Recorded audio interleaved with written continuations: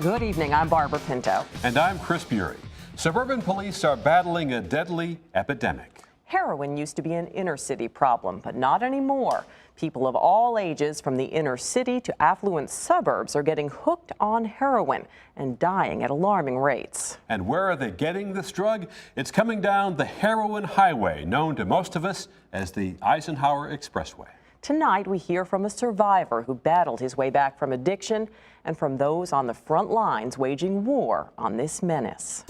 Mostly A student. I was in the AP classes, honor roll, all that stuff.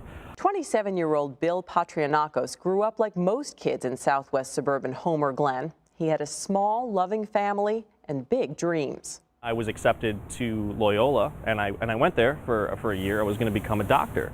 I was in the pre-med program, but I also became a heroin addict too. Bill says he got high nearly every single day for 5 years. First, a few pills he found around the house to self-medicate his depression, then marijuana and cocaine. When the pills got too expensive, he moved on to heroin. I went online and I looked for where everyone was getting arrested for heroin, and I drove straight there. And it took me about 20 minutes to find a guy who was willing to sell to me. That place, Chicago's West Side, right off the Eisenhower Expressway, at almost every exit between Harlem and the Loop, a stretch known by addicts and police officers as the Heroin Highway. It's like a candy store. Clean and sober for about 6 years now, Bill works as a web developer and sits on the board of an organization called HERO, or Heroin Epidemic Relief Organization. Two suburban fathers, John Roberts and Brian Kirk, founded the group after both losing sons to heroin. We have all the evidence to prove that this is a serious epidemic, and it's an epidemic that's aimed right at our children. Heroin is the next health crisis in this country. Kathleen Burke is CEO at the Robert Crown Center for Health Education. The center works with suburban schools to educate students about the dangers of heroin. Burke says just say no doesn't work with teens. They want the truth. We tell them now, you're high. When you start using heroin, it's really pleasant. You know, it's a high that you want to chase the rest of your life.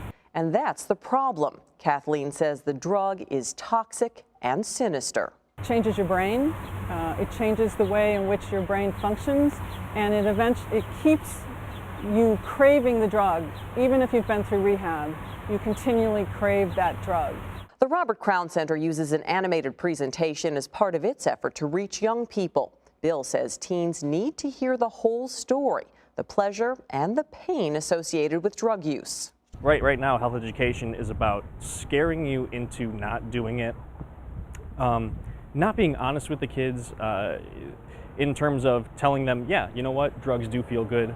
That's why people do them. In hard-hit DuPage County, where they've seen nearly 1 overdose death a week, law enforcement officers educate teens and parents while cracking down on dealers and users. Just last week, they helped make dozens of arrests in a heroin ring allegedly led by a Chicago man whose underlings delivered the drugs to DuPage County. The state's attorney there, Robert Berlin, is spearheading efforts to battle heroin.